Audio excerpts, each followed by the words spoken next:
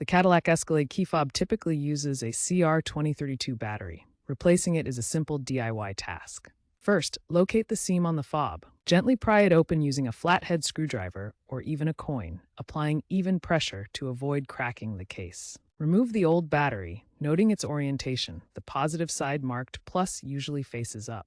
Insert the new CR2032 battery in the same orientation. Snap the case back together and test the fob.